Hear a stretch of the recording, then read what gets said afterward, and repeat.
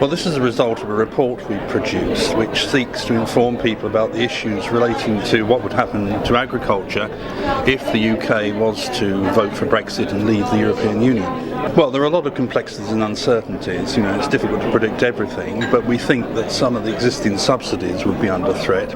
There would also be all sorts of complications relating to Britain's international trade relationships, not just with the European Union, but also with third countries elsewhere in the world with which the EU currently has agreements. I don't think it would be similar. The Treasury for a long time has had the Pillar 1 subsidies in its sights, and of course we are in a time of austerity when there's pressure to cut public expenditure. So I think the subsidies wouldn't disappear overnight, but I think the Pillar 1 subsidies would probably be phased out over something like a 5-year period. The European subsidies were a short-term measure to help the French guard against depopulation of their rural areas. Now that was 2.5 generations ago. That process is finished. Isn't it time to kick European subsidies into touch and have a world free market free of subsidies? But in Europe, I suspect subsidies are here to stay for quite a long time. To answer your question, what they're paid for might change, and we're already seeing that. So there's a move away from price support and market intervention towards the environment and so almost a form of social policy, helping people stay in the most remote places in Europe. And that's a direction of change that's been set for about 10 years and likely to continue. Most countries in the world are engaging in agricultural subsidy. There are just a few exceptions to that, so you're competing with other parts of the world that are engaged in subsidy. We've had reference to the way in which volatility and increasing volatility affects farmers, and they need some protection from that. And we also have to remember that in this country in particular, power has flowed down the food chain to retailers, so that farmers are put into a situation where they're price takers rather than price makers. Now, the subsidies in the way in which they provided are not an ideal set of policy instruments to deal with those problems, but I don't think we're in a situation where we can get rid of them without inflicting quite substantial damage to the industry in the short to medium term. Well, obviously farmers have to make their own individual decisions. It's difficult to see very clear benefits to the industry. Some farmers I think might feel there would be less onerous regulation, but I think the pressures for that regulation would still be in place. The political pressures would still be there if we left the European Union. The form of some of that regulation might vary to some extent.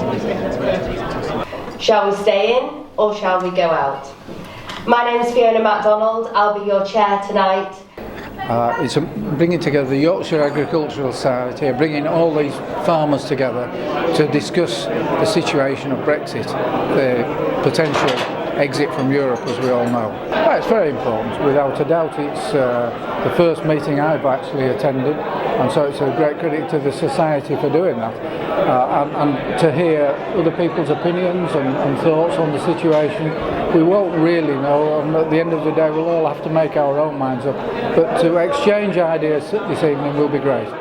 We've heard a lot of negative talk about Europe and the EU and the farming fraternity, but really when you think about the business we do with the EU, we actually import £89 billion worth of goods from Europe than we sell to them. Now, they're not going to bloody argue about our wanting to sell something to them if they need us more than we need them. So let's have a little bit more of positive attitude to the EU and the exit of EU. We might expect a referendum in June, but what I would say is, for everybody who's going to vote in this, you're all voting as individuals, yes. Right? So, yes, we've highlighted the questions here on what, if agriculture left the EU, the questions that would need to be answered for farmers. But also, if the UK stayed in the EU, how do we make agriculture more competitive? How, and this is part of the renegotiation as well, how do we make sure that the CAP is a common policy when we've got different systems across the different member states? That's a key question that you need to ask. How do we have better regulation, and how do we make sure that decisions are based on science? So I think there's some key questions on all sides, and it's just something that I want people to take away from it.